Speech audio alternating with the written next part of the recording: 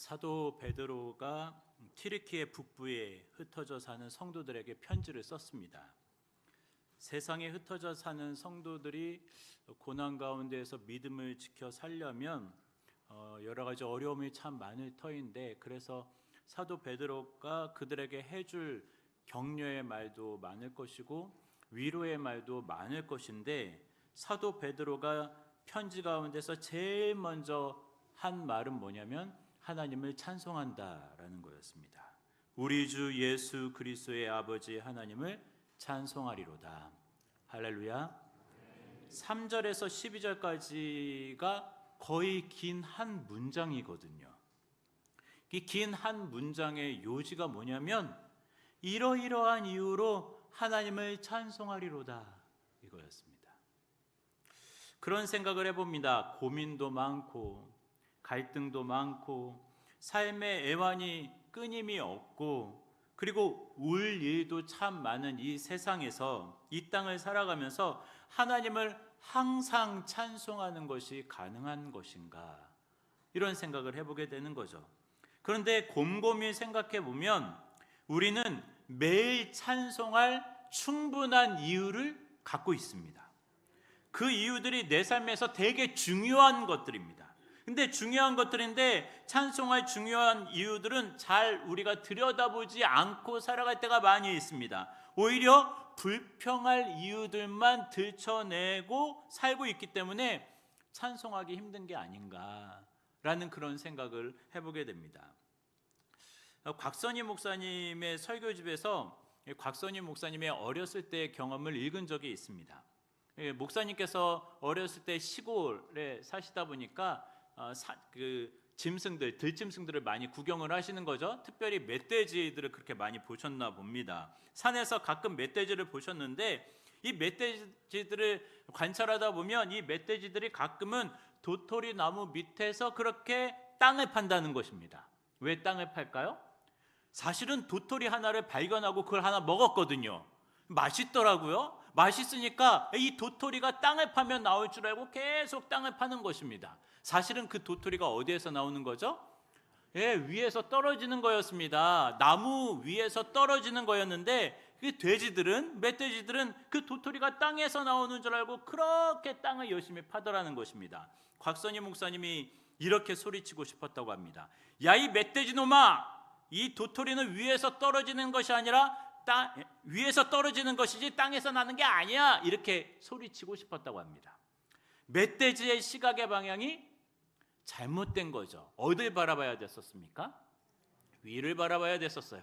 위를 바라보면 도토리 열매들이 보였을 것이고, 그리고 위를 바라보면 그 줄기, 그 나무를 퉁쳐가지고 그러면 많은 도토리가 떨어져서 많이 먹을 수 있었을지도 모르겠습니다. 근데 멧돼지는 밑을 바라봅니다. 땅밖에 바라볼 줄을 모르는 것입니다. 우리의 시각의 방향도 조금 틀어야 되지 않을까, 그런 생각을 해보게 됩니다. 불평할 이유를 쳐다보며 사는 것이 아니라 찬송할 이유를 쳐다보며 사는 거죠. 그 찬송할 이유들이 훨씬 더 많은 겁니다. 그 찬송할 이유들이 훨씬 더 우리에게 중요한 겁니다. 그래서 찬송할 이유를 주목해보며 살아가는 우리 모든 성도님들 다 되시기를 주님의 이름으로 간절히 축원드립니다. 그러면 우리가 찬송할 이유는 뭘까요? 3절 말씀을 보면 우리를 거듭나게 하셨기 때문에 하나님을 찬송한다라고 베드로가 얘기를 합니다. 거듭났다 뭐죠? 다시 태어났다라는 겁니다. 한자로는 중생했다라는 것입니다. 우리에게 새로운 생명을 주셨다, 이런 얘기가 되는 것입니다.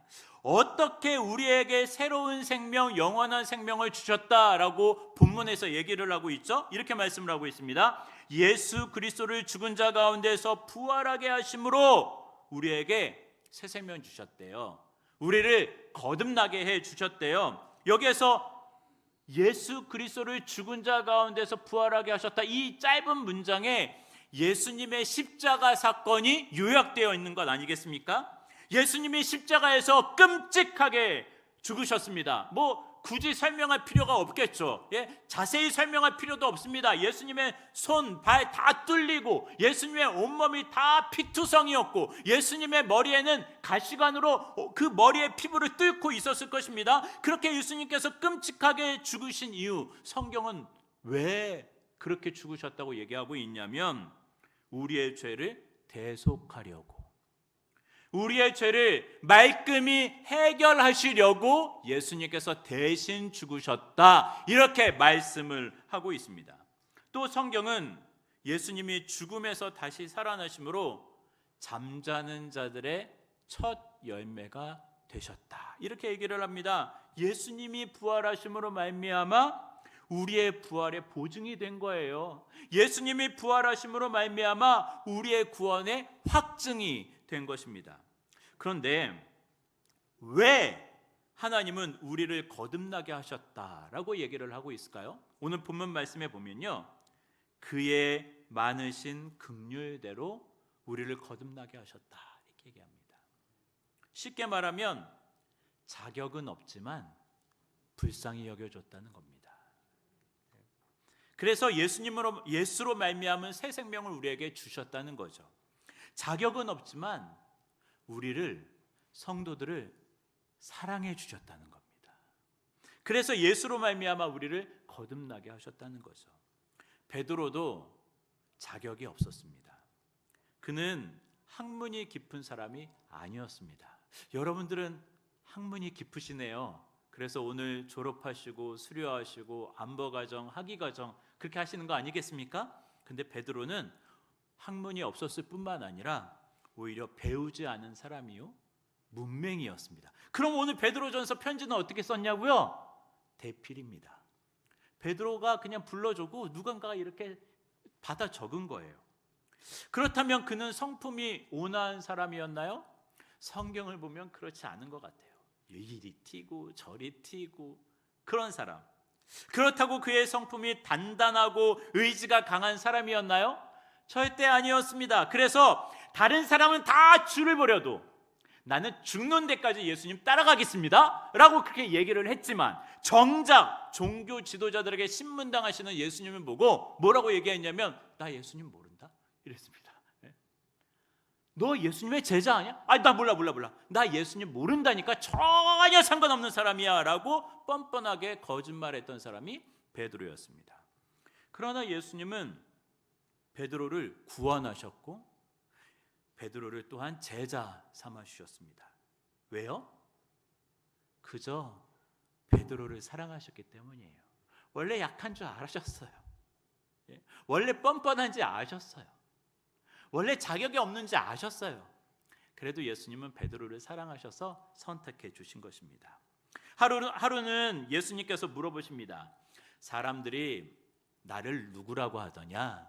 그랬더니 제자들이 더러는요 세례 요한이라고 하고요, 더러는 뭐 엘리야라고 하기도 하고요, 더러는 예레미야 선지자가 다시 태어난 거라고 하기도 하고, 더러는 선지자 중에 한 명이다, 그렇게 얘기를 하더라고요. 예수님께서 다시 물어보십니다. 그러면 너희는 나를 누구라 하느냐? 그때 베드로가 딱 나섭니다. 주는 그리스도시요 살아계신 하나님의 아들이십니다 라고 정답을 딱 얘기를 하는 거죠. 배운 것도 없고 내세울 것도 전혀 없었던 베드로가 정말 정확하게 예수님에 대해서 얘기를 한 거예요. 예수님께서 너무너무 기뻐하십니다. 그러면서 이렇게 말씀을 하시는 겁니다. 바요나 시몬아, 내가 복이 있도다. 이를 내게 알게 하니는 혈육이 아니라 하늘에 계신 내 아버지니라, 이렇게 말씀을 하셨습니다.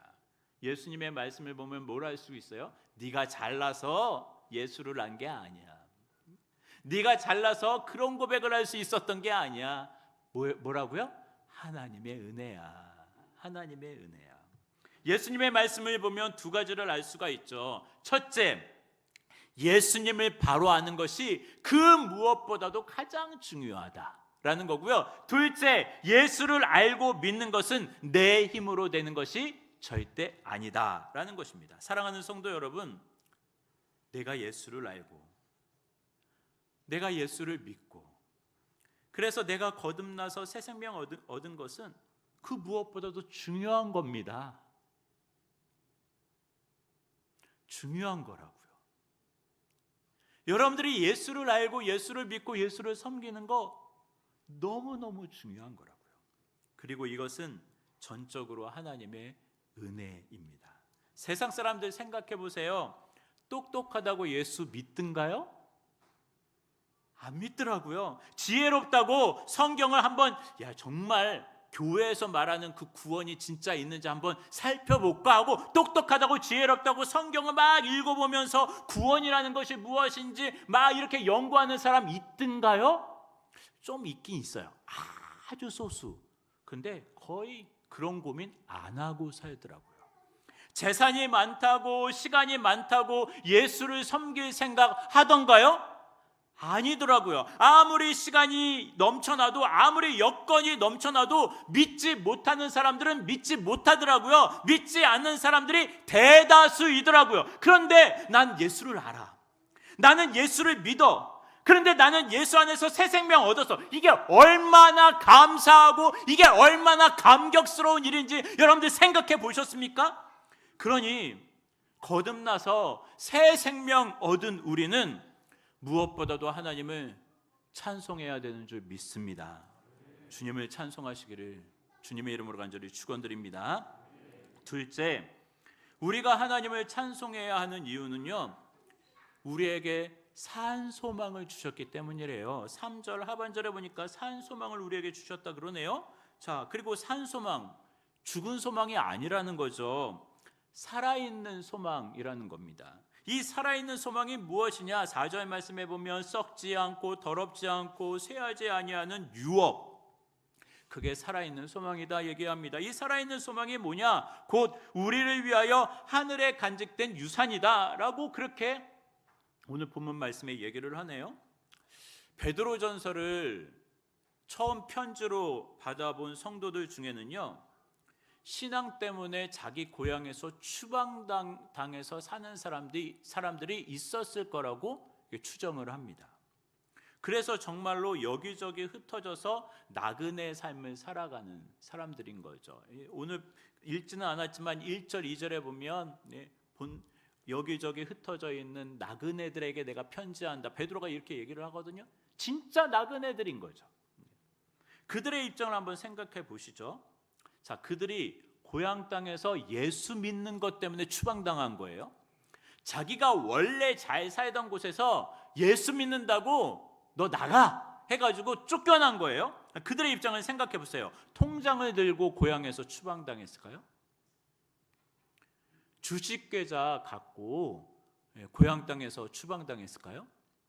아니면 금뭉치, 은뭉치 들고 고향 땅에서 추방당했을까요? 아니었을 거예요. 그들의 재산은 다 어디에 있어요? 고향 땅에 있습니다. 그 당시 사람들에게 재산이라는 것은요, 집이에요. 그 당시 사람들에게 재산이라는 건 뭐냐면요, 집 주변에 있는 토지예요. 그 토지에서 뭘 해요? 농사 짓고요. 그 토지에서 양 기르고 소 기르고 염소 기르고, 그게 자기들의 재산이에요. 그런데 나가래요.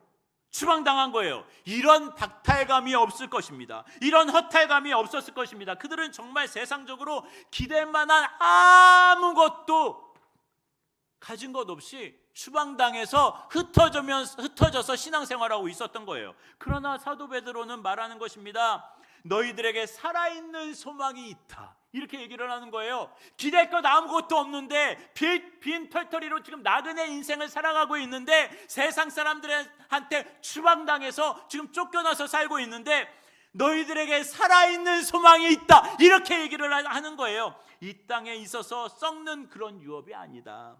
이 땅에서 부정해져서 오염될 그런 유업이 아니다. 이 땅에서 사그라져 없어질 그런 유업이 아니다. 하늘 소망, 하늘 유업이다. 그날에 하나님께서 너희들에게 다 갚아주실 것이다 하면서 베드로가 격려해 주시네요.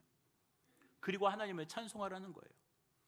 성령을 받기 이전에 베드로의 소망은 무엇이었을까요?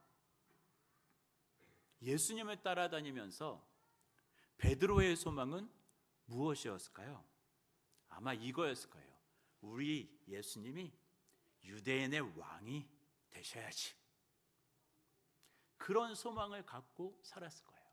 좀 있으면 예루살렘 가시면 유대인의 왕이 되실 것 같아. 이런 소망, 어떤 소망도 따라왔을까요? 그러면 나도 국무총리는 될 수 있지 않겠지? 영의정 될 수 있지 않겠지? 그렇지 않을까 하는 그런 소망이 있었을 것입니다. 야고보와 요한의 소망은 무엇이었을까요? 예수님의 좌우편에 앉는 거였습니다. 예수님의 오른팔, 예수님의 왼팔, 좌의정, 우의정, 이게 그들의 소망이었을 겁니다. 높은 자리, 명예, 성공. 그런데요, 예수님이 십자가에 달리시자마자 그들의 소망들이 다 죽은 소망이 되었습니다. 썩어질 소망, 오염되어서 없어질, 사그라질 그런 산산이 깨어져 없어질 그런 소망이 되고 말았습니다. 소망이 없어진 그들은 낙심이 되었죠. 정말 낙심이 되었습니다. 그러나 예수님의 부활 이후에, 예수님이 보내주신 성령을 받은 이후에 진짜 소망, 참 소망, 살아있는 소망이 무엇인지 알게 되었습니다. 이 소망은 이 땅에 속한 것이 아니라 이 진짜 소망은 하늘에 속해 있던 것이었구나라는 것을 비로소 알게 되었죠. 그래서 하늘의 산 소망을 갖고 살던 베드로와 요한이 나면서부터 못 걷게 된 그 장애인을 만나자마자 혹연 그 장애인은 뚫어지게 이렇게 쳐다봤죠. 혹여나 이 땅의 재물을 얻을 수 있지 않을까, 이 땅에 먹을 것을 얻을 수 있지 않을까 구걸하는 심정으로 베드로와 요한을 바라보았지만, 이 땅의 소망을 갖고 그들을 바라보았지만, 그러나 이 땅의 소망이 진짜 소망이 아니라는 것을 알게 된 베드로와 요한은 이렇게 얘기를 합니다. 은과 금은 내게 없거니와 내게 있는 이것을 내게 주노니 나사렛 예수 이름으로 일어나 걸어라 라고 이렇게 선포를 했습니다. 베드로와 요한은 진짜 소망이 예수님이라는 것을 알게 된 거예요. 예수님이 진짜 소망이었던 것입니다. 할렐루야. 얼마 전 진급 발표 후에 비선된 한 성도에게 위로 전화를 제가 드린 적이 있습니다. 제 마음이 얼마나 무거웠겠습니까? 위로 전화를 해야 되니까 제가 좀 따뜻하게, 좀 엄숙하게 그렇게 전화를 했지 않았겠어요? 그런데 전화를 받으시는 그분은 너무나도 담담하신 거예요. 너무나도 쌩쌩하신 거예요. 너무나도 평안한 목소리로 얘기를 하시는 거예요. 목사님, 괜찮습니다. 진급을 목표로 살아가지 않습니다. 이러는 거예요. 얼마나 멋집니까? 진급, 명예, 성공, 부귀, 이 모든 것은 살아있는 소망은 아닌 거예요. 이 모든 소망은 다 썩어질 소망, 이 땅의 소망, 오염될 소망, 사그라질 소망, 그런 것들이죠. 그러나 우리에게 그날에 우리 주님이 우리에게 주실 썩지 않는 소망, 오염되지 않는 그런 소망, 사그러지 않는 그런 영원히 가는 소망, 그런 소망을 우리에게 주님께서 주실 것인데, 그런 하늘 소망을 우리에게 주실 것입니다. 잘하였도다 착하고 충성된 종아, 이렇게 말씀하실 겁니다. 너 예수 믿기 정말 잘했다, 그렇게 말씀을 하실 것입니다. 너 정말 수고 많이 했다라고 예수님께서 인정해 주실 것입니다. 사랑하는 성도 여러분, 우리의 진짜 재산은 이 땅에 있는 게 아닌 겁니다. 저 하늘 보이지 않는 하나님 나라에 보관되어 있는 것입니다. 그게 진짜 확실한 우리의 재산이고 유산인 거예요. 그러므로 하늘 소망이 우리에게 있다는 것을 알고 하나님을 찬송하며 사는 여러분들 되시기를 주님의 이름으로 간절히 축원드립니다. 세 번째, 우리가 하나님을 찬송해야 하는 이유는요, 5절 말씀 보니까요, 하나님의 능력으로 보호하심을 받기 때문이래요. 참 이것이 역설적인 것이, 지금 베드로전서 이 편지를 받아보고 있던 그 초기 초대교회의 성도들, 그 성도들은 예수님을 믿었기 때문에 지금 고난받고 있는 거잖아요. 믿음 때문에 추방당한 거잖아요. 믿음 때문에 재산 뺏긴 거잖아요. 믿기 때문에, 예수님 믿기 때문에 사회적으로 고립된 거잖아요. 그런데 오늘 말씀은 오히려 그 믿음 때문에 하나님의 능력으로 보호하심을 받는다, 이렇게 말씀을 하시는 거예요. 말세에 예비하신 구원을 얻기 위하여 너희가 그 믿음으로 말미암아 하나님의 능력으로 보호를 받는다라고 지금 베드로 사도가 얘기를 하고 있다는 거죠. 사랑하는 성도 여러분, 이 말씀은요, 예수 믿는 우리가 혼자가 아니라는 겁니다. 우리 혼자 아니에요. 예수 믿는 여러분은 절대 내버려 둠을 당하지 않습니다. 절대로. 예수 믿는 여러분은 하나님이 동행하시고 하나님께서 지키시고 하나님께서 함께 하시는 사람들이라는 것입니다. 마태복음에서 예수님께서 제자들에게 뭐라고 말씀하셨습니까? 볼지어다 내가 세상 끝날까지 너희와 항상 함께 있으리라. 그렇게 말씀을 하셨습니다. 누가복음 22장에 예수님께서 제자들과 마지막 만찬을 나누시는 중에 예수님께서 베드로와 제자들에게 이렇게 말씀을 하셨습니다. 시몬아 시몬아 보라 사탄이 너희를 밀가부르듯 하려고 요구하였으나 그러나 내가 너를 위하여 네 믿음이 떨어지지 않기를 기도하였노니 너는 돌이킨 후에 내 형제를 굳게 해라. 밀가부르듯 베드로의 믿음을 어떻게든지 흔들어 보려고 사탄이 청구했다는 거 아니에요. 이렇게 밀가부르듯 하려고. 그런데 어떻게 하셨다고요? 예수님께서 베드로의 믿음이 떨어지지 아니하기 위해서 기도하셨대요. 정말 베드로의 믿음은 그 이후에 엄청 위태위태했습니다. 예수님을 버려두고 도망을 쳤죠. 혹시나 예수님이 어떻게 재판받나 싶어가지고 몰래 따라갔네요. 몰래 재판장에 들어갔네요. 그랬더니 발각이 되어서 너 예수님의 제자지 발각이 되었을 때 뭐라고 그랬어요? 나 예수 몰라. 나 예수 모른다니까. 진짜 맹세하는데 나 예수 모른다고 라고 3번이나 부인했습니다. 그리고는 나는 물고기나 잡으러 갈란다 하고 갈릴리로 내려갔어요. 예수님께서 베드로를 어떻게 부르셨죠?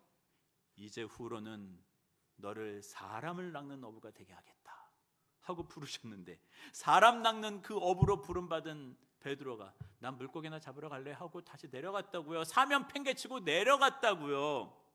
그런데 그렇게 퇴보했던 베드로를 예수님은 포기하지 않으셨습니다. 그의 믿음이 떨어지지 않도록 하기 위해서 다시 찾아오시는데 베드로에게 이렇게 말씀을 하시는 거예요. 베드로야, 네가 나를 사랑하느냐? 베드로야, 이 모든 사람들보다 나를 더 사랑하느냐? 베드로야, 네가 나를 사랑하느냐? 그리고 뭐라고 말씀하셨죠? 내 양을 치라. 내 양을 먹이라. 그 형편없는 사람을 다시 제자의 사명, 사도의 사명으로 다시 붙잡아 주시는 예수님의 모습을 보게 됩니다. 베드로의 믿음을 붙잡아 주시고 베드로를 다시 사명의 자리로 이끄신 우리 주님, 우리 예수님. 사랑하는 성도 여러분, 이 예수님이 우리의 보호자세요. 이 예수님이 우리와 함께 하십니다. 전능하신 하나님이 우리의 보호자가 되시고요, 세상의 창조주이신 그 하나님이 우리와 함께 하신대요. 얼마나 감사한 일입니까? 그러니까 나는 혼자가 아니에요. 너무너무 든든한 거죠.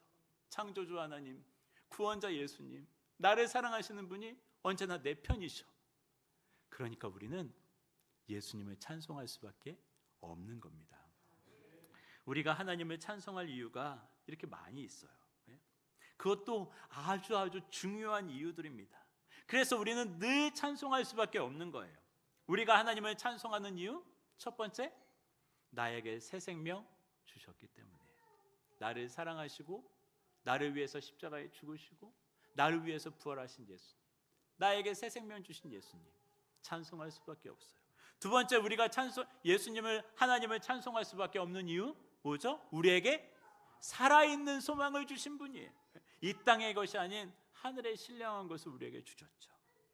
우리가 하나님을 찬송할 수밖에 없는 이유, 우리의 든든한 보호자가 되시기 때문입니다.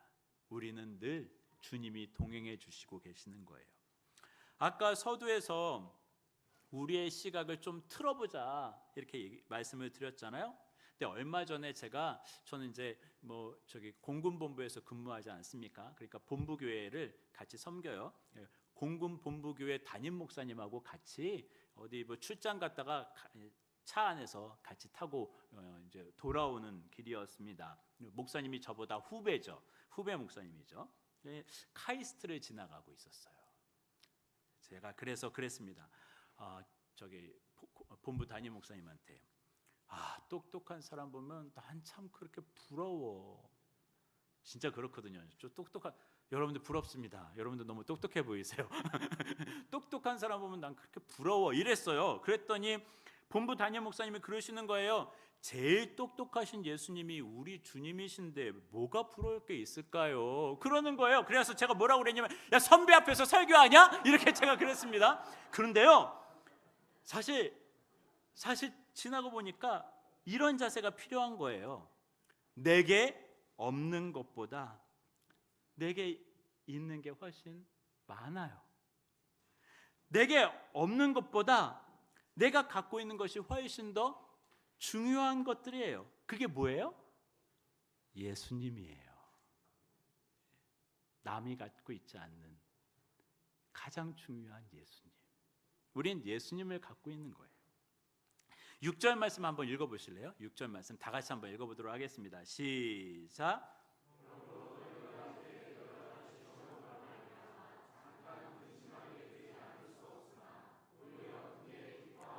네, 그런데 크게 기뻐하는 도다를 크게 찬송하는 도다 이렇게 바꿔서 한번 읽어보도록 하겠습니다. 시작.